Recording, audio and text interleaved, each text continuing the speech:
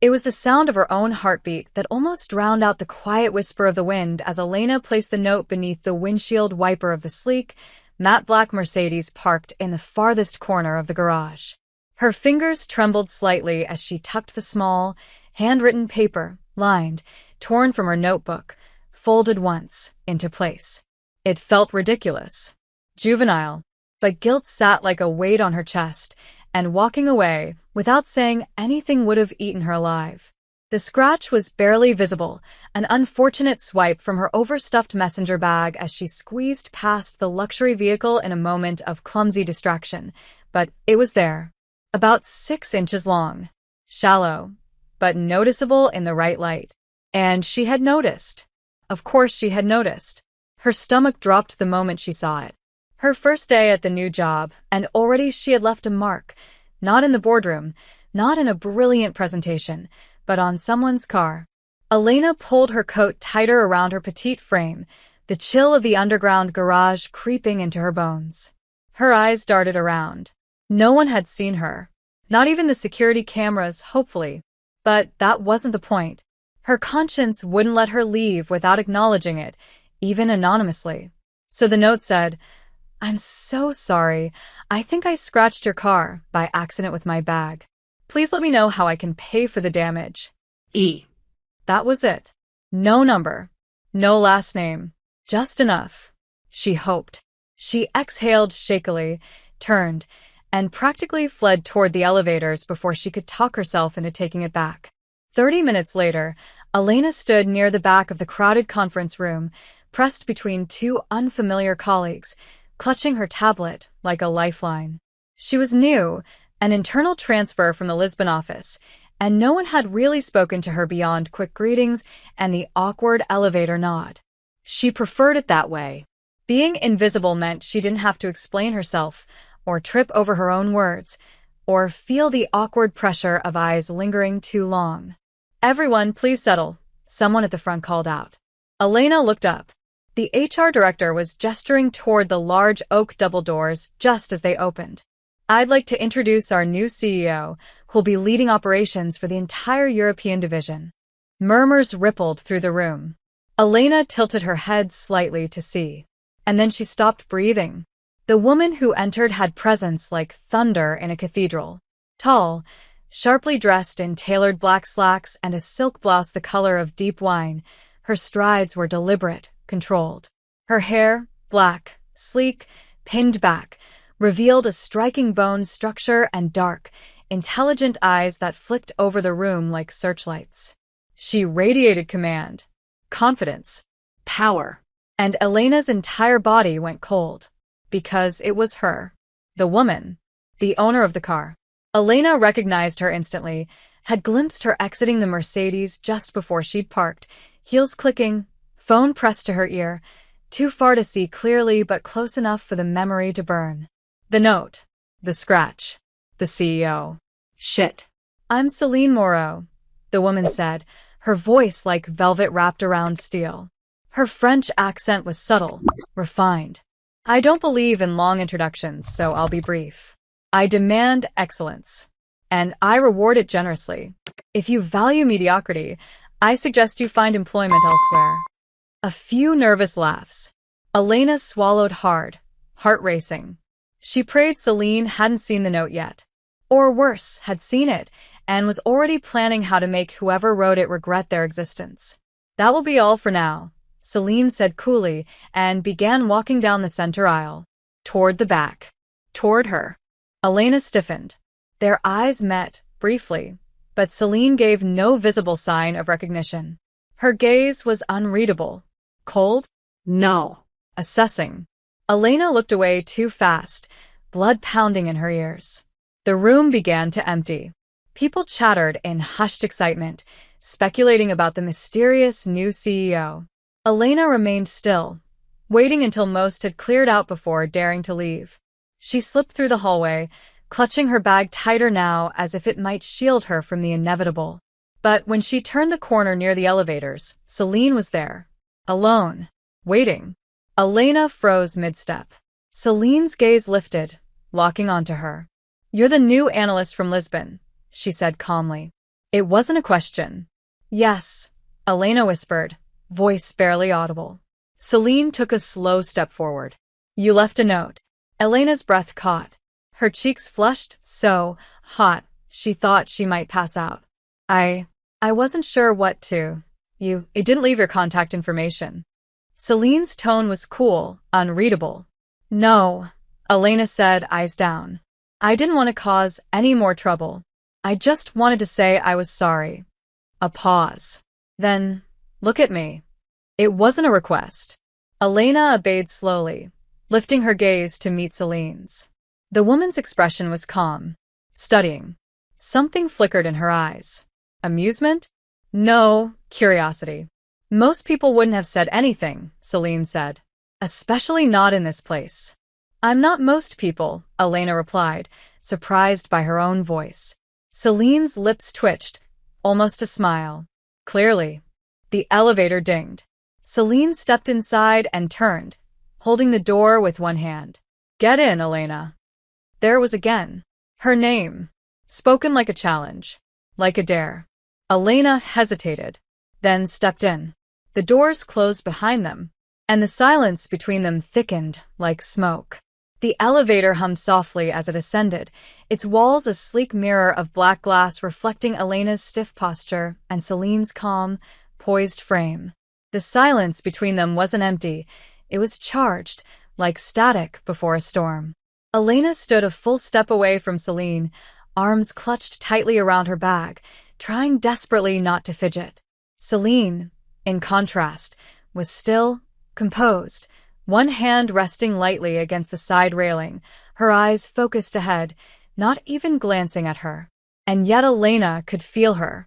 Her presence filled the small space like gravity, unavoidable, inescapable.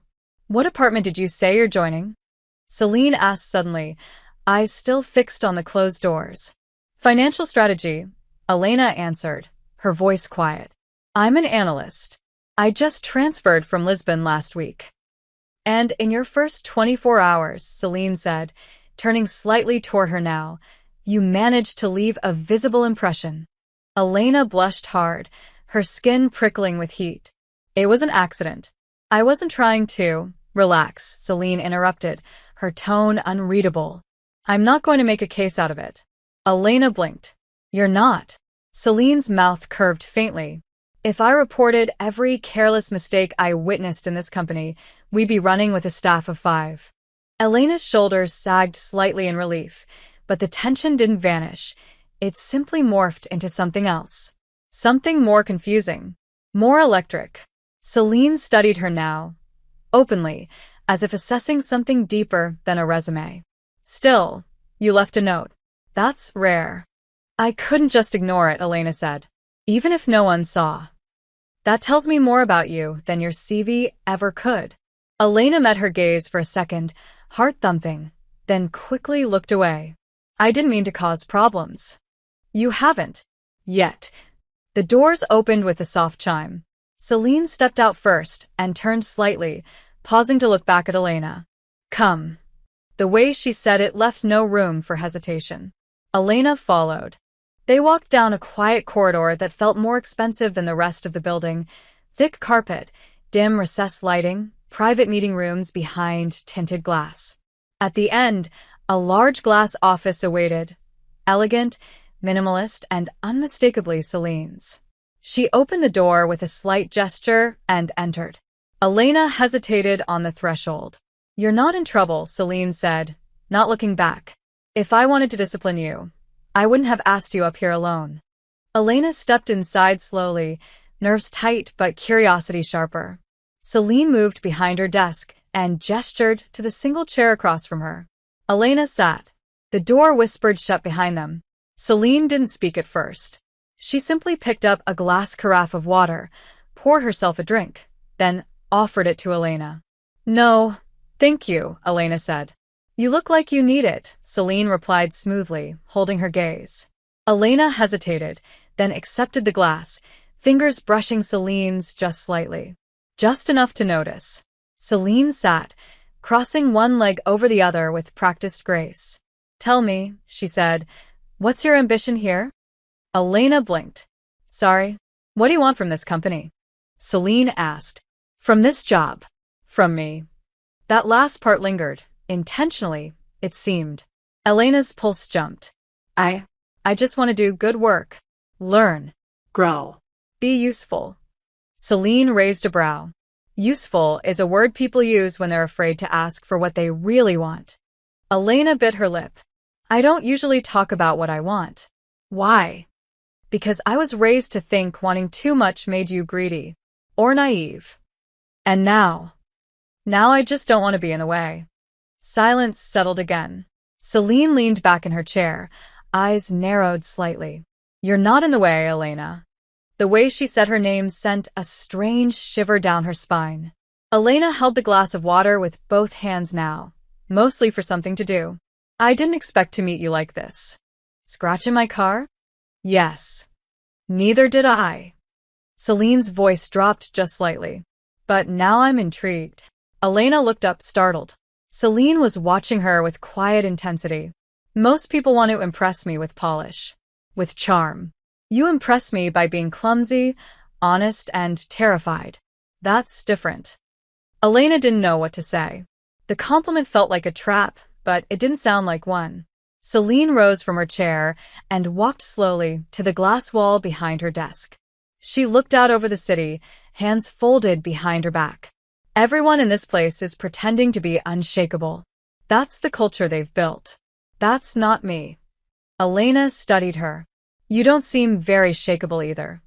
Celine turned slowly. I'm not. But I wasn't born this way. The honesty caught Elena off guard, and something softened in her chest. Celine walked back toward her. You'll do well here if you stop apologizing for existing. Elena swallowed. That might take time. Then take your time, Celine said, voice lower now. Just don't waste mine. And then, unexpectedly, she reached toward Elena and gently took the glass from her hands. Their fingers touched again, deliberately this time. That's all, Celine said. For now. Elena stood, still slightly dazed. As she moved toward the door, Celine added, one more thing. Elena turned. Celine's expression didn't change, but her eyes, they burned. Next time you leave a note on my car, make sure it has your number. The glass door clicked shut behind her, but Elena didn't move right away.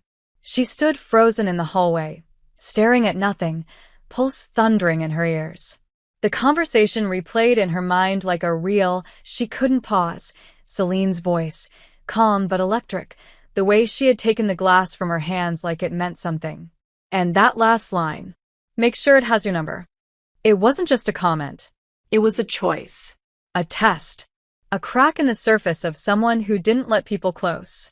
Elena walked down the hallway like someone waking from a dream, every step lighter and heavier at once. She didn't know what had just happened, not really, but she knew it wasn't normal. CEOs didn't talk like that. CEOs didn't look at people like that. And yet Celine had. Not with warmth, but with interest. And something else she couldn't name yet. By the time she reached her floor, her nerves were a tangled mess. She sat at her new desk, trying to focus on the spreadsheets blinking back at her, but every number blurred, her mind unable to stay grounded. She thought of Celine's eyes, her mouth, her presence, and then she hated herself a little for how much she couldn't stop thinking about her. Days passed. 3, to be exact. Elena tried to bury herself in work, showing up early, staying late, over-delivering on her first assignments. Hey, if you're enjoying this story, go ahead and drop a like to help us grow even more. And let me know in the comments, on a scale from 0 to 10, what score would you give this story so far? Your feedback makes all the difference. She didn't expect praise. She didn't want attention. She just wanted to stay out of trouble and out of Celine's path. But it wasn't so simple. Because Celine wasn't just a title, she was a shadow that moved through the building with quiet authority. People straightened when she walked by. Conversations died. Elevators emptied at the sight of her. Elena wasn't immune. Every time she caught a glimpse of her, across the lobby, through a meeting room window, reflected in the glass of a conference room door, her breath hitched. But Celine never looked at her. Not directly. Not once. As if the moment they'd shared in her office had been nothing. Elena tried to believe that. She wanted to believe it. But late at night, when the building thinned out and the lights dimmed, she felt it again. That current. That silence between them. Until Thursday evening. Elena stayed late finishing a report. Everyone else on her floor had left. The hum of the printers had gone quiet. Her screen was the only glow left in the room. She packed up her things slowly, rubbing the ache from her neck, and walked toward the elevator with tired steps. When the doors opened, she almost stepped back. Celine was inside, alone, standing with one hand in her coat pocket, looking down at her phone. She looked up. Their eyes met. That same pause. That same weight. Going down? Celine asked, voice even. Elena nodded, stepping in before she could change her mind. The doors closed. Silence fell. They didn't speak. Not right away. But it wasn't awkward. It was watchful. Careful. And then Celine said, "You've been avoiding me." Elena blinked. "I haven't." "You have," Celine said, not accusing, just stating. "You've been working hard. Making sure you're invisible." "That's not true." "Isn't it?" Elena turned to her slightly. "What would you prefer? That I walk into your office and flirt with you over the damage I caused to your car?" Celine's eyes sparkled. "I didn't say that." "Then what do you want from me?" The words escaped before she could stop them. Celine tilted her head, considering her. "I'm still deciding." The elevator stopped. The lobby floor. Celine didn't move. Elena didn't either. A beat of silence passed. Celine leaned closer, her voice a quiet murmur. "You intrigue me, Elena. You're shy, but you don't hide. You're quiet, but not afraid. And you look at me like you're trying to solve a problem no one else sees." Elena's mouth was dry. "What if I am?" "Then I suggest you be careful." "Why?" "Because I don't play games halfway." Elena's heart raced. The doors began to close again. Celine reached out, stopping them with one hand. "I'll give you a choice," she said. "You can step out and go home, or you can come upstairs with me." "To your office?" Elena asked, voice barely audible. "No," Celine said. "To mine." The implication was subtle, but not that subtle. Elena's breath caught. She hesitated. A long, long second. And then she stepped back, out of the elevator. Celine didn't move. She simply watched her with eyes that didn't blink, didn't soften. And just before the doors closed, she said, "Next time, don't hesitate." Then she was gone. Friday arrived cloaked in a strange stillness. The kind that settles before something shifts. Elena moved through the office like a ghost with purpose, hitting every deadline, answering every message, but her mind was no longer in sync with her hands. Not after last night. Not after that elevator. "Next time, don't hesitate." The words haunted her, not like a warning, but like a secret pressed into her skin. She hadn't slept. Not really. She had laid in bed for hours, eyes wide open, trying to understand the decision she made and the one she didn't. Because part of her had wanted to say yes, more than wanted, and the other part, older, quieter, heavier, had whispered that this was a mistake she couldn't afford to make. Celine Moreau wasn't just a woman. She was her boss, her CEO, the kind of person who didn't ask, she offered, and the world bent around her answer. Elena wasn't built for games like that, and yet she was already playing. She didn't see Celine all morning, didn't expect to. The company was large, her position junior, and whatever strange current that pulsed between them had no place in daylight. Or so she thought. Until her work phone buzzed at precisely 12:03 p.m. with a calendar notification. Private lunch, 12:15, 52nd floor. There was no sender listed. No subject. Just a floor Elena had never been invited to. She stared at it for a long moment, heart thudding against her ribs. It could have been a mistake. A prank. A misfire. But she knew better. And when the time came, she stood. Her legs felt foreign beneath her as she took the elevator up, past the executive floors, past the familiar, into silence. The 52nd was quieter than the others. Sleeker. Brighter. There was no receptionist. No sound. Just a hallway of black glass and polished floors. And, at the end of it, Celine, standing by a table set for two, in a private corner lounge that overlooked the entire skyline. She wore a dark gray suit, jacket off, sleeves rolled, revealing toned forearms and a silver watch that gleamed like an afterthought. She turned as Elena approached. No smile, just that unreadable gaze. You came. You summoned, Elena said before she could stop herself.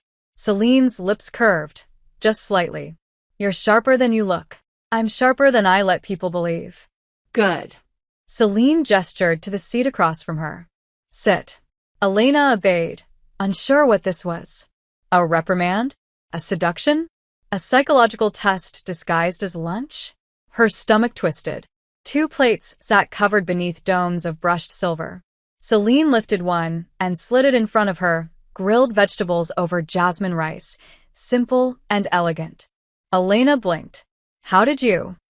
You're vegetarian, Celine said, lifting her own cover. I pay attention. I didn't mention that in any forms. You didn't have to. Elena picked up her fork slowly. Why am I here? Because I wanted you here. Celine cut into her food with measured precision. I don't play by other people's rules. If I want to talk to someone, I make it happen. Even if it's inappropriate? Celine looked up sharply.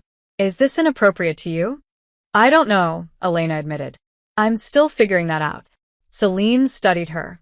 And what have you figured out so far? Elena hesitated. That you like control. That you like provoking people just enough to see how they'll respond. That you're careful, but not cautious. Celine set down her fork. Interesting. Is it wrong? It's insightful. Especially for someone who avoids eye contact when she speaks. You make eye contact feel dangerous. Celine leaned forward slightly, voice dropping. That's because it is.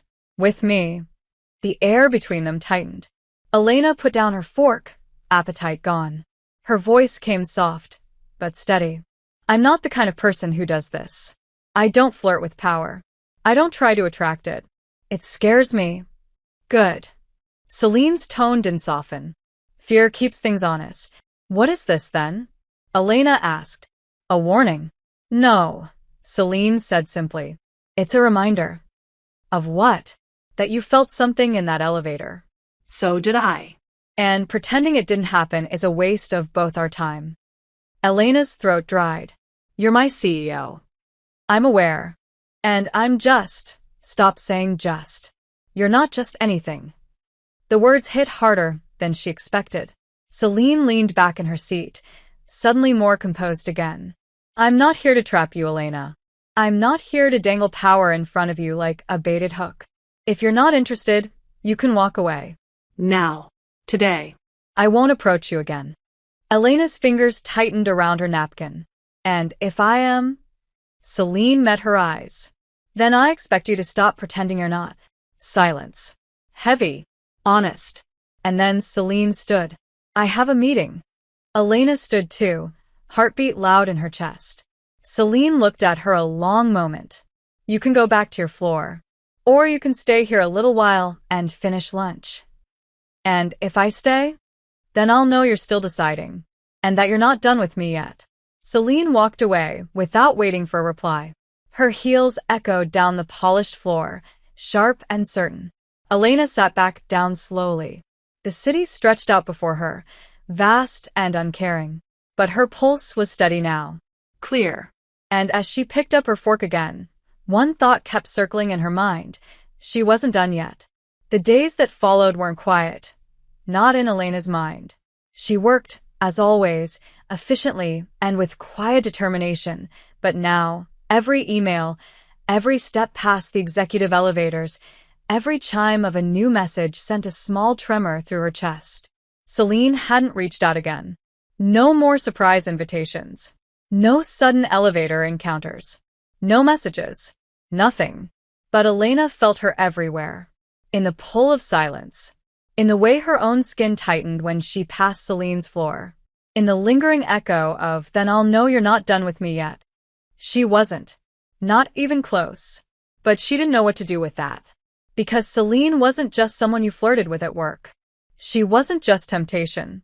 She was danger wrapped in elegance, and Elena had never played with matches. Until now. Friday came again too quickly. The building was quieter by 6 p.m., lights dimming, energy thinning. Elena stayed later than usual, reviewing reports, not because she had to, but because she couldn't go home. She didn't want to sit alone with thoughts that only led her back to one place. One person. She leaned back in her chair, rubbing her eyes. She had barely slept all week. Her mind had lived entirely in that lounge on the 52nd floor. Her phone buzzed. She didn't move at first. Then she reached for it, expecting another work update. It wasn't. Unknown number.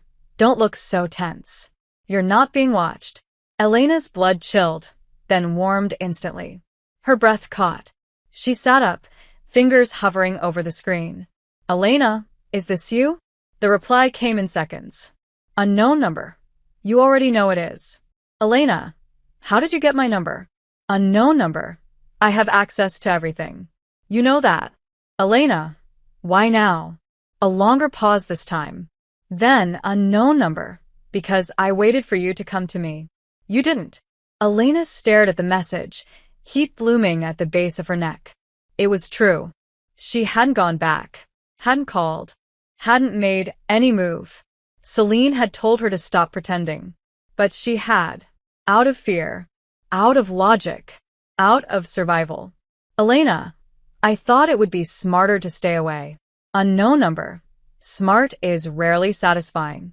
Her fingers paused again. Then she typed slowly, "Elena. And what do you want, Celine? Really?" The typing indicator blinked. Then stopped. Then started again. "Unknown number. Come upstairs. I'll show you." Her heart skipped. Then pounded. Then dropped low and heavy. She didn't reply. She stood. Her hands were cold. Her breath came short. But she walked to the elevator like someone surrendering to something inevitable. The ride to the top was slow, almost cruel. When she stepped onto the 52nd floor, the hallway lights were dimmed. The door at the end was already open. She walked slowly, her pulse deafening. Celine stood inside, waiting, as if she'd known she'd come. No jacket. Just her in a dark blouse, sleeves rolled again, neckline slightly open. Understated power. Elena didn't speak. Neither did she. Not right away. Celine stepped forward and closed the door behind her. The soft click echoed like a drum. "I wasn't sure you'd come," she said. "I wasn't sure I would. You look sure now." "I'm not." Celine's gaze lowered slightly. "Then I'll be sure for both of us." She stepped closer. One slow, careful step. Elena didn't move. Her breath trembled. Her body didn't. Celine reached out, her fingers barely grazing Elena's jaw, a touch so light it almost wasn't there. "You're still afraid," Celine murmured. "I don't know what I am," Elena whispered. "But you're not walking away." "No, good." Celine's hand slid to the back of Elena's neck, fingers gentle but certain, and Elena's eyes fluttered closed. She didn't lean in, but she didn't pull back. "If you want to stop this," Celine said, voice low against her ear, "say so now." Elena opened her eyes. "I don't want to stop." That was all it took. Celine kissed her, not softly, not testing, but with the intensity of something restrained for too long. Elena's breath caught, hands instinctively rising to her shoulders, not to push her away, but to anchor herself.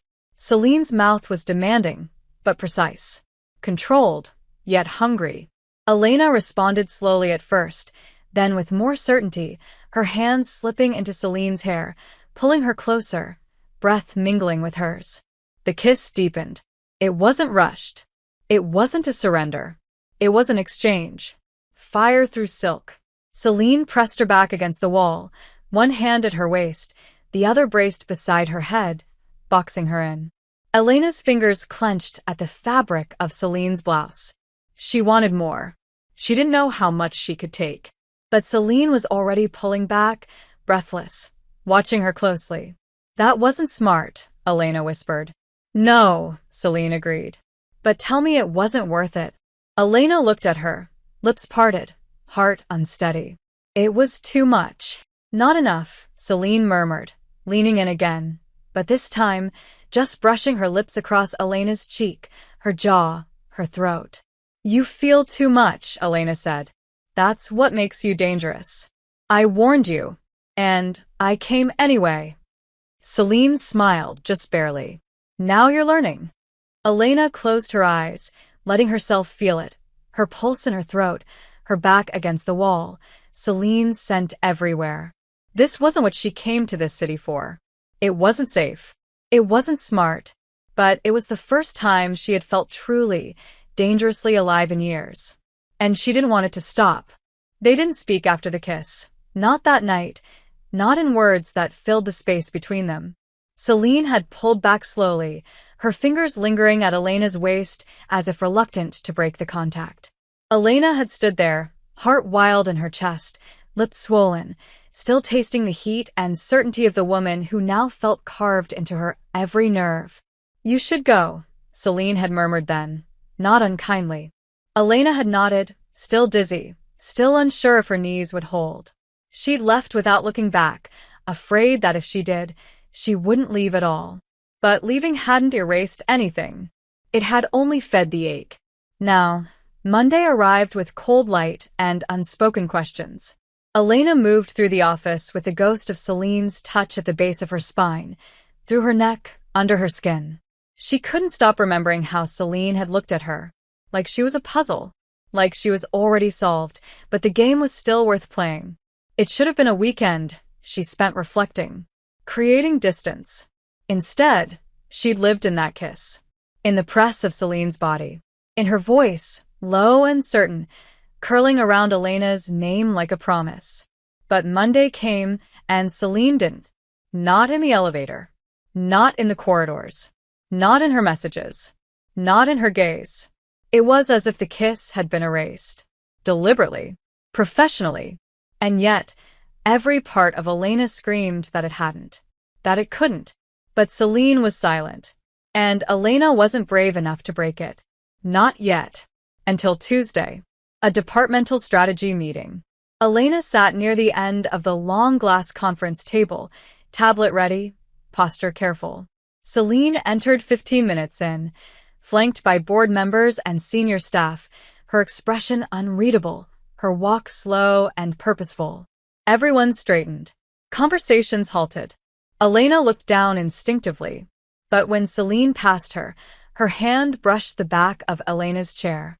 Not a full touch. Not obvious. But enough. A contact only they could notice. Elena's throat tightened. She didn't look up. Not once. But her entire body lit up with awareness. And when the meeting ended and Celine left first, Elena counted 10 full seconds before rising. She walked slowly toward the hallway, then stopped. A message buzzed in her phone. Unknown number. Wait exactly 30 seconds. Then turn left. Elena's stomach dropped. She obeyed. 30 seconds later, she walked into the hall and turned left, into the far end of the executive corridor. Empty. Silent. Almost sterile. A door opened just as she passed. Celine's voice was soft. Inside. Now. Elena stepped in, breath short. Celine closed the door behind them. Her office again, but colder this time. More professional. Daylight flooding through tall windows. The city stretching, impersonal and endless. Celine stood with her arms crossed, jaw tense, watching her carefully. Why didn't you call me? Elena blinked. You told me not to pretend, but then you disappeared. I thought you regretted it. I don't regret anything I choose, Celine said. And I chose you. The words hit Elena squarely in the chest. She swallowed. Then what is this? Why the silence? Because we can't walk into this like it means nothing, Celine replied. And I won't allow it to destroy your reputation. Or mine. So, we pretend nothing happened? No, Celine said. We control it. Privately. Discreetly. No mistakes. No slips. Elena's hands clenched at her sides. I'm not a liability. You're an analyst with 2 months in the company and eyes that give away too much. That makes you visible. Elena flinched. So, what? This thing, whatever it is, happens only when you say it can? When it's convenient. This thing, Celine said, stepping closer, happens when we both choose it. But if we're not aligned, it ends now. Her voice had steel under it, but something else too, something raw. Elena looked up into her eyes and saw it. Restraint. Not disinterest. Not dismissal. Control. Purpose. Maybe even fear. And it made her brave. Then I'm choosing it, Elena said, breathless. Not because it's easy. Not because it's smart. But because I can't stop wanting you. And I'm tired of pretending I don't. Celine closed the space between them with a sharp inhale. You're playing with fire. Then burn me. Celine's mouth met hers again, and this time it was fast. Desperate. Their bodies collided like a dam breaking. Celine kissed like someone who'd spent days holding back, and now had nothing left to lose.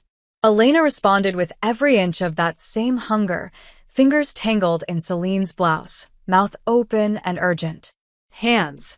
Heat. Breath. Celine backed her against the edge of the desk, pulling her up onto it with shocking ease. Elena gasped as Celine moved between her legs, one hand at her hip, the other cradling her jaw. It was feverish, consuming, but not careless. Even in the chaos, Celine touched her like she was memorizing something sacred. Elena arched against her, head falling back, lips trembling as Celine kissed down her throat. Celine, she whispered, lost in her. Celine paused, pressed her forehead to Elena's collarbone, breathing hard. This can't happen again here, she said, voice rough. Not in this office. Then take me somewhere else, Elena said, too fast, too honestly. Celine looked up slowly, eyes darker than Elena had ever seen. Be careful, Elena. I will. And in that moment, Elena knew 2 things for certain. This wasn't just attraction anymore. And it would never be simple again. It wasn't supposed to happen again. Not at the office. Not so soon. Not with her legs around Celine's waist and her breath caught in her throat, tasting heat and power and everything she had told herself to avoid. But it had happened again. And Elena couldn't unfeel it. After that moment in Celine's office, where they'd burned through each other like a lit match to gasoline, things didn't settle. They simmered. Quietly. Dangerously. Elena returned to her floor with flushed cheeks and shaky fingers, but she kept her head down. No one asked questions. No one suspected. At least, not out loud. The company was too big. The hierarchy too steep. And Celine? She moved through the building like smoke, untouchable and always a step ahead. But when she passed Elena in the hall 2 days later, she didn't just ignore her. She let her fingers brush Elena's lower back for half a second. Barely there. No one saw. But Elena felt it. Like static under her skin. And she couldn't stop thinking about the weight of that touch all day. Nights became worse. She barely slept anymore. Not because she was anxious, because she was addicted. To the memory of Celine's mouth. To the press of her body. To her voice. Her restraint. Her control. And the way it crumbled, just for her. It made no sense. It was reckless. But it was real. And Elena didn't want to run. Not anymore. Not from her. Not when Celine had already seen what was behind her walls, and hadn't turned away. So when her phone buzzed Friday evening as she packed up, she didn't hesitate. She just knew. Celine, 20 minutes. I'll send the driver. Elena, where are we going? Celine. Somewhere no one knows your name. Elena felt the rush of adrenaline before the second message even finished loading. She didn't need more information. The truth was already humming under her skin. This was not a casual thing. And whatever it was becoming, it wouldn't survive if they kept pretending they were immune. 20 minutes later, she stepped into the sleek black car waiting for her outside the back entrance. The driver didn't ask her name, just opened the door and nodded once. The ride was silent. The city lights blurred past. When the car stopped, she looked up and realized they were nowhere near downtown anymore. A residential street. Elegant but discreet. A penthouse complex she'd never seen before, private, heavily gated, with no signs. The elevator inside required a code. The driver punched it in. Elena didn't speak. She just felt. The air changed when the doors opened. Celine stood at the threshold of a wide, modern space lit by soft amber light, glass walls, dark hardwood floors, bookshelves that stretched to the ceiling. She was barefoot. No suit. No armor. Just a soft, loose blouse tucked into high-waisted pants, sleeves rolled, collar open enough to show the edge of her collarbone. She looked human. And devastating. "You came," she said softly. Elena stepped inside. "You asked." Celine locked the door behind her. Not aggressively. Not dramatically. Just certainly. Elena turned to face her. "Is this where we stop pretending?" Celine walked toward her slowly. "Only if you're ready. I was ready the second time you kissed me. And the first time?" Elena's throat tightened. "I wasn't ready. But I wanted it anyway." Celine stopped in front of her, inches away. "Do you still?" "More than I should." "Then stop thinking." And then, just like that, Celine kissed her again. But this time it was different. Not rushed. Not desperate. It was slow, indulgent. Like she had nothing to prove, and all the time in the world. Elena melted into it, hands sliding around Celine's waist, body fitting against hers like something meant. Celine walked her backward, still kissing her, toward the expansive living room. No fumbling. No hesitation. Just steady steps and quiet heat. They sank onto the velvet couch like gravity had pulled them together. Celine hovered over her, one hand brushing Elena's hair from her face, the other anchored against her ribs. She kissed her mouth, then her neck, then the edge of her jaw, and whispered, "Tell me if you want me to stop." "I don't," Elena breathed. "Then I won't." The hours after blurred. Not because they were forgettable, because they were too much. Celine knew how to touch her like she was unwrapping something precious. She didn't rush. She didn't demand. But when she took, it was with a confidence that left Elena trembling. And afterward, in the quiet of the apartment lit only by the city beyond the windows, they lay tangled in each other. Elena's head rested on Celine's chest, their legs overlapping, breath slowly sinking. It felt unreal, and yet completely inevitable. Celine's voice broke the silence. "We crossed a line tonight." "What line?" Elena asked quietly. Celine exhaled. "The one I thought I could keep between us."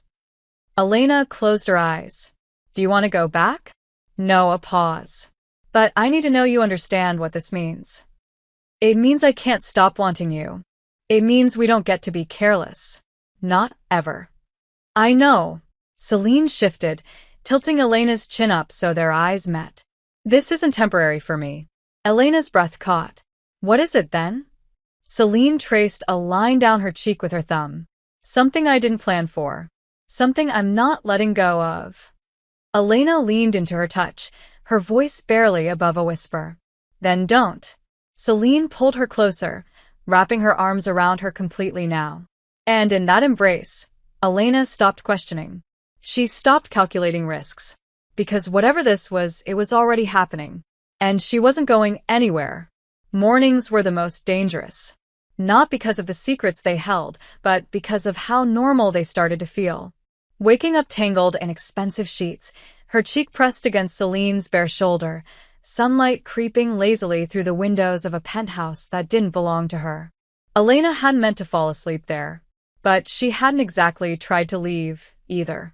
And now, everything about the way Celine's hand traced slow, idle circles across her back felt like a ritual. Not lust. Not accident. Intention. "What time is it?" Elena murmured sleepily, not lifting her head. "Early," Celine replied, her voice a morning hush. "You have a few more minutes." "Do you always wake up first?" "Yes." "Of course you do." Celine smirked faintly, but didn't respond. She didn't have to. Everything about her exuded control, even now, Even here, in bed, hair slightly tousled, skin warm from sleep. But Elena was beginning to understand something vital. Celine Moreau wasn't invulnerable. She just didn't show the cracks. Except to her. They got ready in silence, the comfortable kind. Celine handed her a fresh towel, a change of clothes, kept in a drawer that hadn't been there the week before. Elena's heart clenched at the quiet intimacy of it, but she didn't comment. Neither did Celine. But when they left the penthouse that morning, separately, 10 minutes apart, it was clear this was no longer just a string of stolen moments. It was something they were keeping and hiding.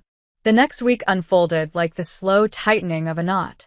Days filled with routine and the familiar rhythm of corporate life. Nights filled with whispers and dark corners, elevator rides where nothing was said but everything was felt, and the occasional message that sent Elena's pulse into overdrive. Celine, conference in Berlin got moved. I'll be back Thursday night. Come by after 9. Elena, I wasn't aware I had a key. Celine, you don't.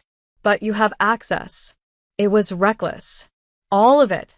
But recklessness had become the only place Elena could breathe. That Thursday, she stepped into Celine's apartment at 9:12 p.m., drenched in nerves and perfume. Celine met her at the door with a kiss that was slow and deep, her fingers sliding into Elena's hair with a hunger that betrayed just how long the week had felt. No small talk. No hesitation. Just need. After, as they lay on the couch surrounded by half-empty wine glasses and a playlist that no one had listened to, Celine's phone lit up on the table. A message. Her body stiffened. Elena noticed. Work, she asked softly. Celine didn't answer immediately. Just picked up the phone, brows furrowing for the briefest second. Something wrong? Elena asked. Celine turned the phone face down, her voice neutral. Nothing urgent, but her eyes told a different story. Elena sat up. What was it? I said it's not urgent, which means it's still something. Celine exhaled, eyes on the ceiling for a long second before speaking. There's a rumor. Elena's blood ran cold. About us? Not directly, Celine replied. But someone in procurement flagged a pattern. My assistant forwarded it. A series of elevator logs. Late-night entries. Floor access that doesn't align with your department. So someone's watching me? They're watching me, Celine said. You're collateral. Elena stood, her skin suddenly too tight. How serious is this? It's just whispers for now. But it could grow. Yes. The weight of it dropped between them like a stone. I don't want to be a liability to you, Elena said quietly. You're not. That's not how it'll look to everyone else. Celine stood too now, stepping toward her. Let me deal with it. By doing what? Pretending again? No, Celine said, her voice firm. By being smarter than them. We've been careful. And I've weathered worse than office gossip. I haven't, Elena said, her voice breaking a little around the edges. This job is everything I've worked for. Celine reached for her, but Elena stepped back. Not far. Just enough. I don't regret you, Elena said. But I don't know how to be with you if everything around us starts falling apart. Celine's face didn't change, but something in her eyes did. A flicker of frustration. Of pain. You're afraid this will cost you everything, aren't you? A long pause. Yes, Celine admitted. But I'm willing to risk it. And what if I'm not? The silence that followed was loud enough to echo. Celine nodded once, slowly. Then you walk away. Tonight. And I won't stop you. Elena's heart pounded. Her body screamed to run to her, to undo the last 5 minutes. But her mind, her fear, held her still. She turned away slowly, walking toward the door. Her hand was on the handle when Celine said quietly, I wasn't looking for this. Neither was I. But I don't want anyone else. Elena paused. That's the problem, isn't it? And then she left. The door shut behind her with a softness that felt crueler than any slam. Outside, the night was colder than she remembered. Elena didn't cry when she got home. She didn't scream or fall apart or pace her apartment like someone coming undone. She simply sat, Still. Silent. staring at the wall like maybe if she was quiet enough, everything inside her would stop echoing. But it didn't. Celine was everywhere. In the ache behind her ribs. In the way her skin still hummed from their last kiss. In the scent of her blouse, which Elena had worn home without realizing. And most of all, in the silence that followed. Celine didn't call, didn't message, didn't reach out. She respected the door Elena had walked through and didn't come after her. That, more than anything, made it worse. Because it meant the choice had been real. And respected. Which somehow hurt more than if Celine had begged her to stay. Days passed. 5. Long, torturous, sleepless days. Elena buried herself in work, isolated herself from every potential conversation, avoided the executive floor like it burned. She kept her head down, said the right things, Smiled when she had to. but inside, she felt hollowed out. There were no new messages, no hallway glances, no lingering touches. It was as if Celine had never touched her at all. And still, Elena could feel her, like phantom limbs of a future she'd refused to hold on to. She told herself she'd done the right thing. She repeated it every night, like a prayer she didn't believe in. Until the 6th day. Until the elevator doors opened and she stepped in, distracted, and found herself face to face with her. Celine. Alone. No briefcase.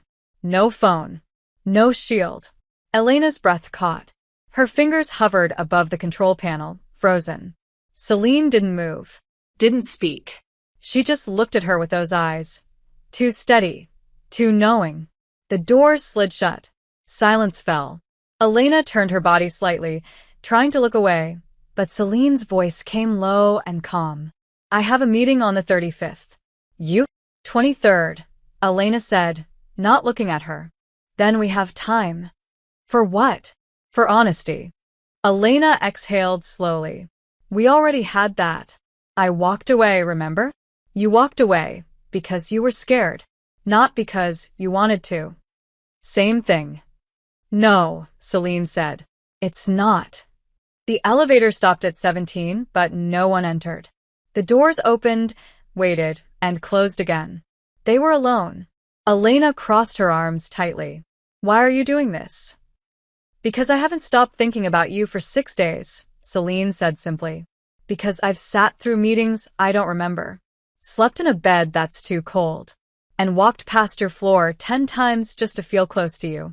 Elena turned, eyes wide. Don't do that. Don't what? Say things like that. Mean things. Real things.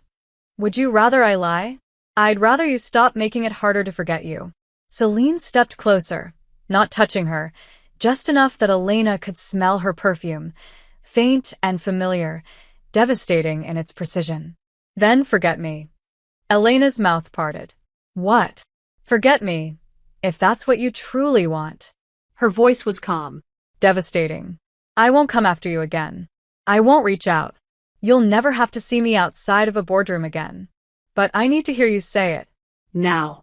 Say you want this to end. Say you don't want me, and I'll disappear. Elena's throat tightened so hard it hurt. Her voice failed. Celine waited.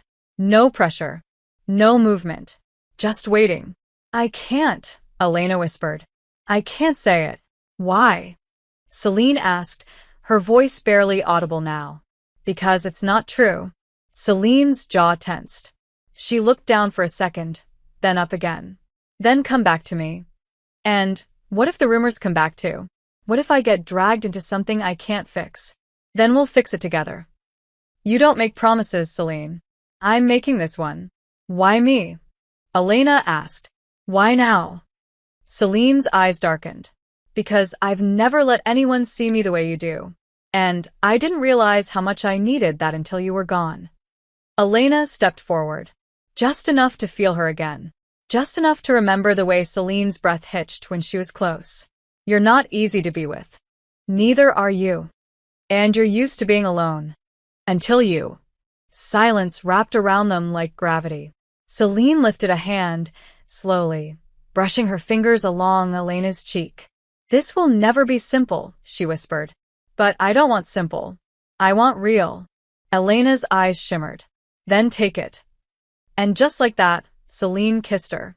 It was soft, no urgency, no fire, just truth. Just the warmth of something broken and reassembled. Elena melted into it, this time not with hesitation, but with certainty. When they pulled apart, the elevator had long passed their floors. Neither of them cared. Celine rested her forehead against Elena's and whispered, "No more walking away." Elena nodded. "Not unless it's with you." The strange thing about returning to something forbidden is how quickly it starts to feel like home. Elena and Celine didn't redefine their boundaries. They simply erased them. Quietly, carefully, strategically. Mornings became a study in restraint. No lingering glances in the break room. No elevator rides together. No phone calls during office hours. They kept their distance by day and made up for it in every possible way by night. But secrecy was a fragile thread, and it only took one wrong look 1 second too long for it to unravel. It happened the following Tuesday. Elena had stayed late, again, reviewing a presentation for the quarter's financial outlook. Celine was in another meeting, or so she'd said, and Elena was trying to keep her head down. No distractions. No risks. She didn't even notice the woman watching her from the far end of the open office space. Marin, procurement director. Sharp, quiet, a decade older, and far too observant for anyone's comfort. Elena barely knew her. Just the occasional shared elevator, the polite hello at company mixers. But Marin had eyes like glass, clear, unreadable, and impossible to escape once they locked onto you. That night, Marin approached slowly, the clack of her heels soft against the floor. Elena didn't see her until the last second. "Working late?" she asked. Elena flinched. "Yeah. "Just catching up on forecasting models." "I know. I saw the file open." Marin smiled, but it didn't reach her eyes. "You've been here a lot after hours lately." Elena tensed, trying to make a good impression. "With who?" The question cut sharp and clean. Elena blinked. "Everyone." "Of course." Marin nodded slowly. "And yet, you don't seem particularly close to anyone. Not socially." Elena's mouth went dry. "I keep to myself." "And yet," Marin repeated, more softly this time, "you've been seen. Multiple times. Late at night. On the upper floors." "I was delivering reports?" Marin asked, tilting her head. "Using the executive kitchen? Accidentally hitting the wrong button in the elevator?" Elena didn't answer. Marin leaned in, her voice dropping. "I don't care what you do in your free time. But I do care if someone in this company is compromising objectivity for personal gain. Or worse, emotional entanglement." "I'm not." Elena started, heart hammering.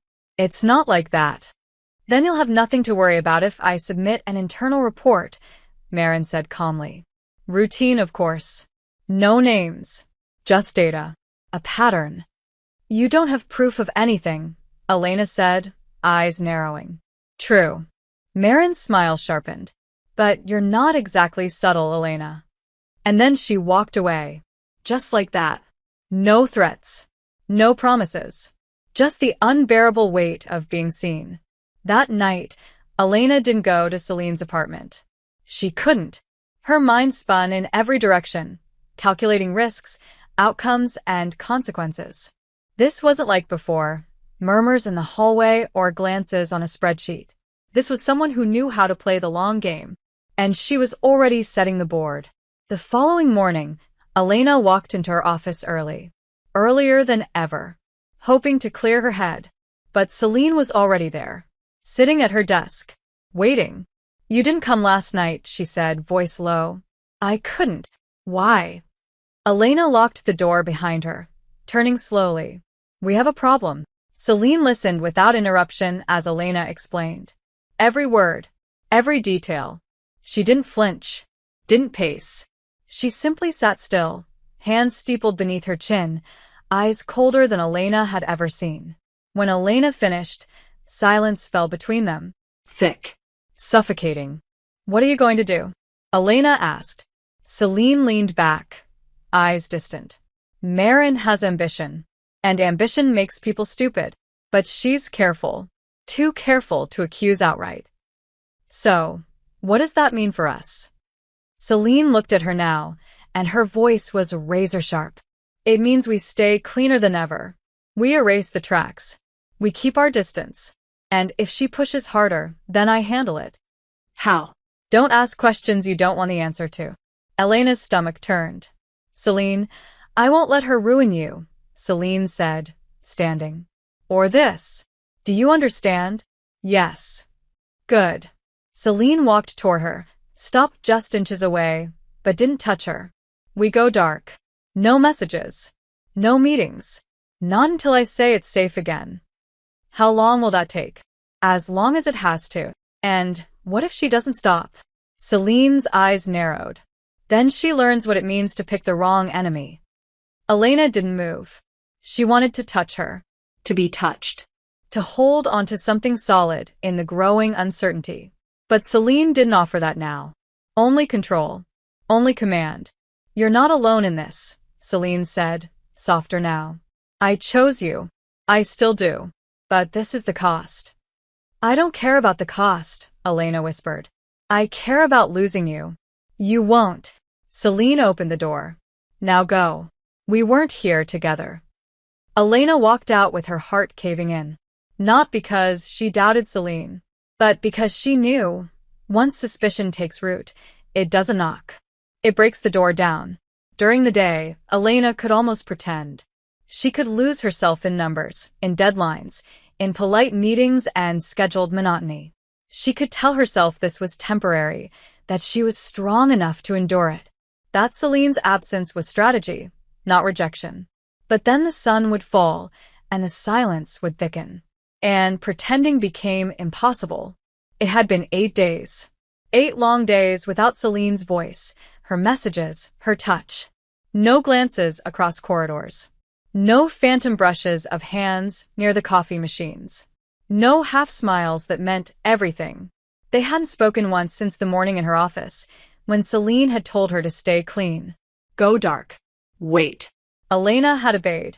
She hadn't texted, hadn't dared, but she was unraveling. Her body missed Celine like a second skin.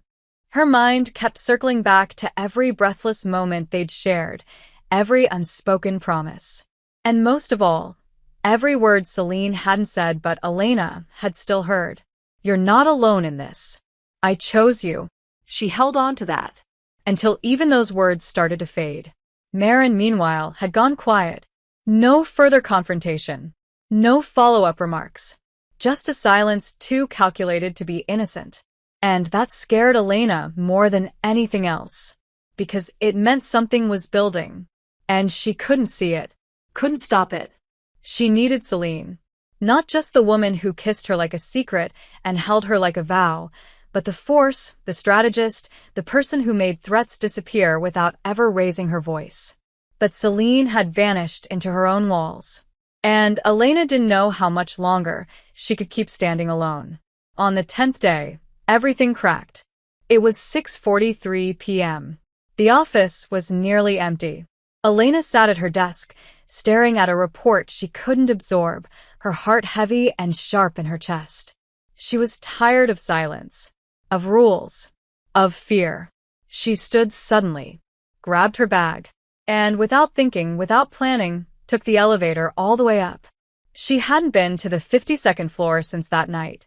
Since the last time she kissed Celine and thought everything would be okay. The hallway was quiet.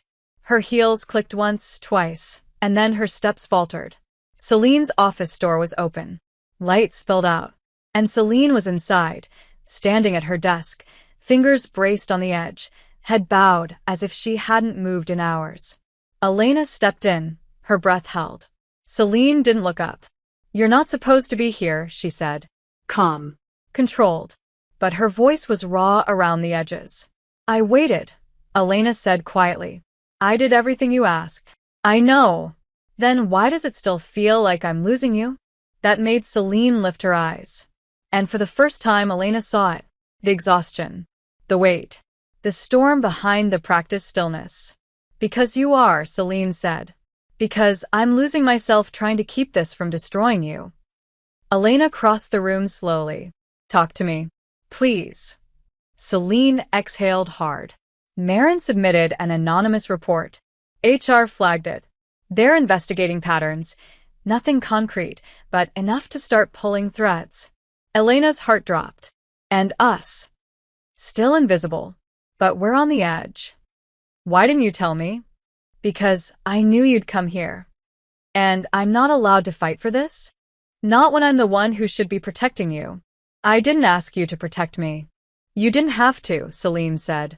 The moment I touched you, I knew I'd destroy anything that tried to take you from me. Her voice broke. Just slightly. Elena reached for her hand across the desk, and this time Celine didn't pull away. Their fingers intertwined, warm and tight and trembling. I can't do this without you, Elena whispered. You won't have to, Celine said. But we have to be smarter. Smarter than what? Than everyone. Marin's ambitious. She wants my chair. She wants the board's ear. And she'll burn anything in her path to get it, including you. Then tell them. Tell them what? The truth. That I'm sleeping with someone 10 levels below me? Celine's voice was bitter. That I broke every corporate line for someone I can't stop needing? Yes, Elena said. Because it's the truth. Celine let go of her hand and stepped back. It's not that simple. It never is. But I'm not ashamed. Are you? Celine looked at her then, really looked. Never. Then don't treat me like I'm fragile. You're not fragile. You're everything I can't afford to lose. Elena stepped closer, voice trembling. Then stop pushing me away. Celine's mask cracked. Just enough. Her hand lifted slowly, cupping Elena's face, thumb brushing her cheek. Do you know what you've done to me? Tell me. You've ruined every wall I spent years building. Every rule I've made for myself. I'm not cold anymore. I'm yours. Elena closed her eyes. Then let me be yours. Even if it's just here. Even if it's just now. Celine kissed her. Hard. Desperate. Elena answered with every piece of herself, pulling Celine close, pressing her body against hers like proximity could fix all of it. When they finally broke apart, breathless, Celine whispered, "No more running." Then no more silence. Celine nodded. There's a board meeting Monday. If Marin tries anything, I'll cut her off before she draws blood. Are you sure? I'll burn the building down before I let her touch you. Elena smiled through the ache. You're terrifying. And you love it. I do. Celine kissed her again. Slower this time. Like a promise. Like a warning. And when Elena left that night, she knew Celine wasn't just fighting for control anymore. She was fighting for them. The kind that seeped into the bones of the building, invisible but undeniable. The air in the office felt heavier, slower. Even the elevators seemed to move with hesitation, as if reluctant to deliver anyone to what waited above. Elena arrived early. Too early. Her hands were cold despite the heat in the room, and her breath came shallow as she settled at her desk, trying to look composed. No one else knew what the day meant. Not really. But she knew. And so did Celine. The board meeting was scheduled for 9 a.m. sharp. Executive floor. Closed doors. 10 seats at the long glass table, 9 filled with faces that didn't flinch. The 10th belonged to her. And across from her sat Marin. Poised. Cool. Deadly. The moment Celine stepped into the room, silence fell. Not out of fear. Out of reverence. She didn't greet them. Didn't waste a second. She simply took her place at the head of the table, back straight, eyes sharp, and said, "Let's begin." Elena wasn't in the room. She was 3 floors down, staring at her screen without seeing it. Her ears rang with anticipation. Her legs bounced under her desk. Her heart had barely stopped racing since the night Celine promised to burn everything before letting Marin touch her. Was that just heat of the moment anger? Or had she really meant it? Celine didn't make threats lightly. She made decisions. But decisions came with consequences. Upstairs, the boardroom was a silent arena. The quarterly review had barely begun when Marin raised her voice. Before we move on, I'd like to table a concern that has surfaced in recent internal audits. Celine didn't look surprised. She simply turned her head slightly, one brow raised. Proceed. There's been a pattern, Marin said smoothly, of unusual access behavior from lower-level employees to executive floors. After-hours entries, specifically, including weekends. A few murmurs moved through the room. Celine didn't blink. And why is this relevant to a strategy meeting? Because the employee in question is not part of any assigned executive task force, Marin said. And her access patterns correspond closely with your own, Celine. Now the room shifted. Not chaos, just tension. Coiled and sharp. Celine leaned forward. Are you accusing me of impropriety? I'm not accusing, Marin said with a small smile. I'm observing. As is HR. The integrity of leadership is foundational to company stability. If boundaries are being crossed, the board should be made aware before liability becomes fallout. Another voice spoke up. Clark, head of risk. If there's an ongoing concern, it should be reviewed properly. But anonymous observations aren't evidence. True, Marin replied.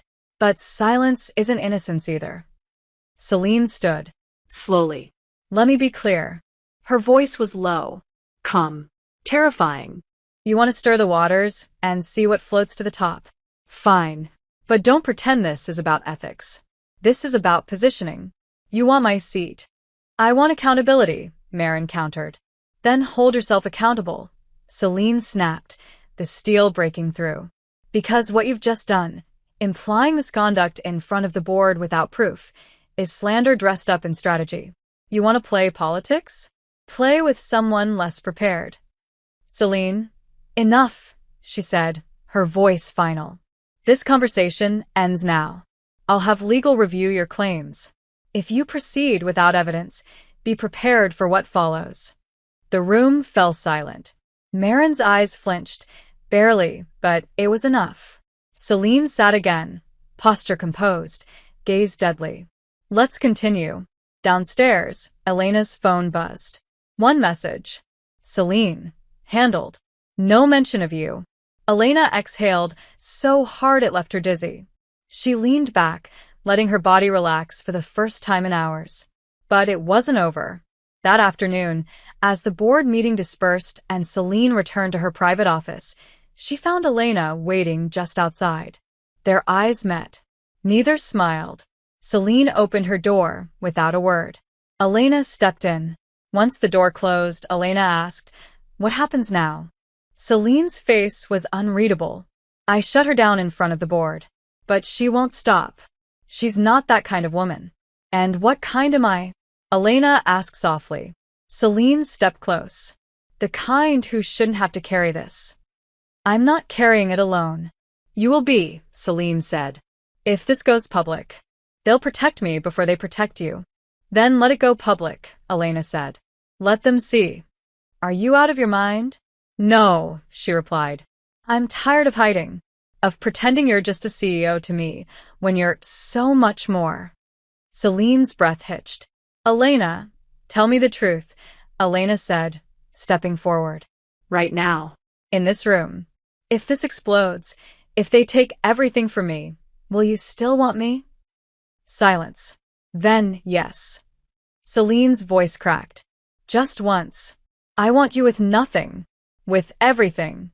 In a storm or in a room like this. Elena reached for her hand. Then stop protecting me by pushing me away. Stand with me. Celine gripped her hand tight. I'm terrified of what this will cost you. I'm terrified of what it will cost me not to choose you. Celine exhaled. Then kissed her. Fast, hard, honest. When they broke apart, she whispered, Then we go together. No matter what comes. No matter what.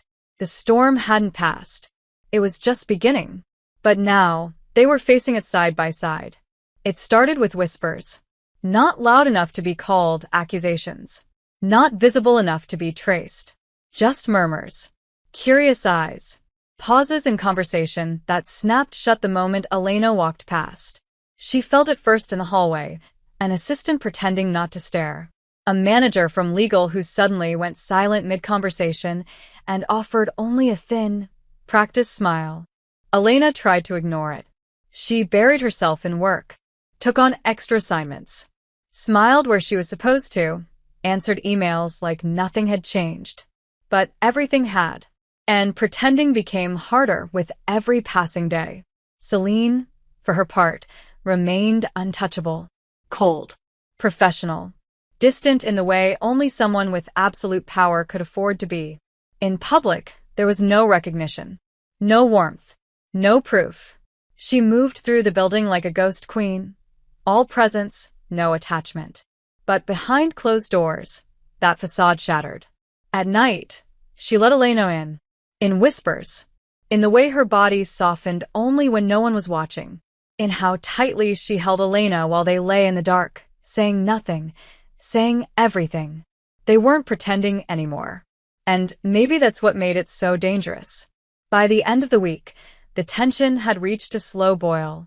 Then came the breaking point. It arrived in the form of a polite email with a sharp subject line.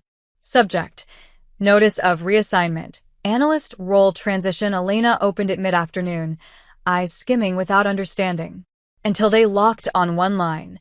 Effective immediately, Elena Rocha will be reassigned to a temporary project in the Bucharest office, duration pending internal review. Her stomach dropped.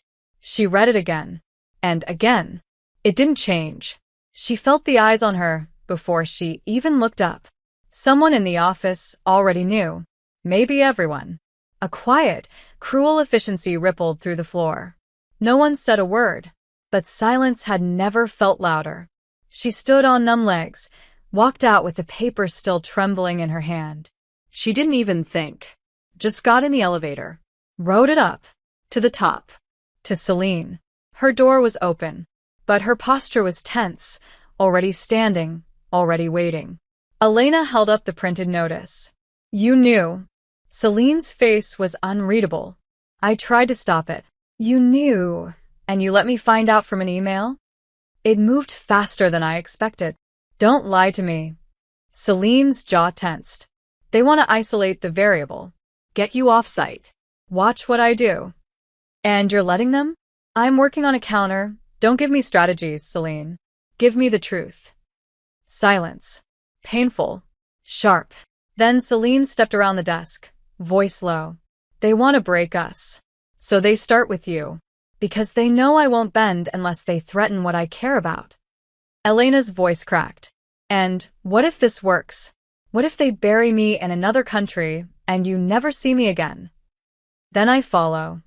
What? I'll leave. Step down. Walk away.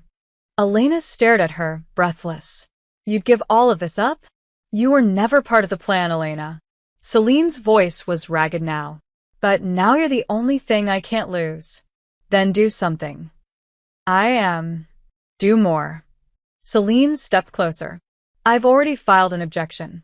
If they move you without cause, it exposes them. They know it. They're bluffing. I just need time. We don't have time. Elena's hands trembled. I'll be on a plane in 3 days. Then we'll make them regret it. How? Celine's eyes burned. By surviving it. She pulled Elena into her arms then. Fast, desperate. Not elegant. Not controlled. Just real. Elena clung to her, tears hot behind her eyes. She didn't cry. Not yet. But she felt the pressure building. Promise me, she whispered. Promise you won't let them erase this. Celine pressed her lips to her temple. I'll burn this company to the ground first. That's not what I want. I know. Celine pulled back, cupping her face. But if I have to choose between this title and you, it won't be a hard decision. Elena's voice was barely there. And if I asked you not to? Then I'd still find another way. She kissed her, slow and deep, like it might be the last time. It wasn't lust. It wasn't even comfort. It was defiance. The next morning, Elena's desk was empty. Her badge access to the executive floor was revoked. She didn't cry when she boarded the plane to Bucharest, but she left part of herself in that building. And Celine? Celine watched the city rise in her office window with a fury too quiet to name. She wasn't finished. Not yet. And if they thought they could steal Elena away without consequence, they'd forgotten who they were dealing with. The boardroom was colder than usual. Not in temperature, Celine had ensured the climate control remained exactly 1 degree above standard, but in presence. The air held tension like a storm above glass. It had been 16 days since Elena left. 16 days of silence. 16 days since Celine had watched her walk through the security gate and onto a flight meant to erase her. And they thought it had worked. They thought she would fold, that she would bend, crack, dissolve under the weight of strategy and reputation. But Celine Moreau didn't break. She waited. And now, they had made their first mistake. Marin sat at the far end of the board table, calm, postured, her notes aligned by color and intent. She had won, at least on the surface. Elena was gone, and Celine hadn't retaliated. The company remained stable. The narrative held. But what Marin didn't know was that Celine had spent those 16 days preparing a scalpel. Not a sword. Something cleaner. Something permanent. "Let's begin," Celine said, voice clipped. "We'll start with the ethics report." Actually, Clark, head of risk, interrupted. "Before that, there's a matter of internal concern we need to address."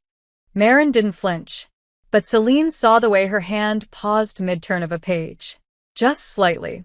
"Proceed," Celine said. Clark tapped his tablet. An anonymous third-party compliance audit was triggered this week. It flagged several irregularities in project fund allocations, specifically in procurement. Marin tilted her head. "And what does that have to do with today's agenda?" "The irregularities trace back to travel reimbursements and expense reports signed off under your name," Clark said, "including personal travel logged as business." Silence. Sharp. Clean. Celine didn't smile. She didn't need to. "Marin," she said softly. "Care to explain? This is ridiculous. If there are discrepancies, they're clerical. I don't even process my own reimbursements." "No," Celine replied. "But you approve them. And according to the audit, some of those approvals coincide with company-sponsored initiatives that never existed." Another pause. Clark leaned forward. "The audit team will be conducting interviews. We'll also be freezing all procurement-related budgets pending investigation." Marin's voice turned icy. "This is retaliation." "No," Celine said, her voice almost tender. "This is accountability. You were right to say leadership needs it. I'm simply doing my part." For the first time, Marin's expression cracked. Barely. But Celine saw it, and so did the rest of the room. The message was clear. She had been outmaneuvered, and she knew it. Marin left the room minutes later, quiet, tight-jawed, already surrounded by whispers. Celine didn't watch her go. She simply turned the page of her folder and said, "Now, Q1 projections." By the end of the week, Marin's office had been cleared. A memo announced her sudden leave of absence pending review, but no one believed the euphemism. Celine didn't celebrate. There were no fireworks, no announcements, just silence. Power moved best in silence, and Celine knew how to wield it better than anyone. But the moment the final thread of Marin's influence unraveled, Celine stepped into her private office, locked the door, and made the call. It rang twice. Then, Elena Rocha. "It's done," Celine said. Elena was silent for a heartbeat. Then, "Are you okay?" "No," Celine whispered. "I haven't been." "Then come here." "No," Celine said. "You come back." A pause. Then, "Already booking my flight." The reunion wasn't dramatic. Not in the traditional sense. No running through airports. No teary-eyed embrace in a rainstorm. But when Elena walked into Celine's penthouse 4 hours later and dropped her bag just inside the door, Celine crossed the room in silence and kissed her like someone who had been drowning for weeks. Elena wrapped her arms around her and didn't let go. Not for a long time. When they finally broke apart, Elena whispered, "You didn't have to destroy her for me." "I didn't destroy her for you," Celine said. "I destroyed her because she underestimated what I protect." Elena smiled against her collarbone. "So what now?" "Now," Celine said, "we stop pretending this is temporary. Is that an order, Miss CEO?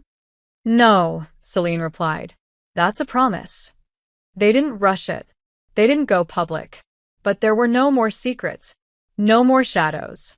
Elena returned to the office 3 weeks later, promoted, with a quiet transfer to strategic development. Her name on the door. Her confidence steadier. And Celine? She remained untouchable. But now, when she passed Elena in the hall, she didn't look away. She let her eyes linger just long enough to be noticed. And in private, when the doors were locked, when the city faded into soft light and silence, Celine stopped hiding the way her hand fit perfectly against Elena's cheek. The way her voice softened only for her. They built something in the quiet. Not loud, not reckless, but real. And that, in the end, was louder than anything else. If you enjoyed this content and want to support the channel in a special way, try clicking the thanks button below. It's the one with the heart and $sign icon. With super thanks, you can make a direct contribution to the channel, which helps me keep creating awesome videos for you.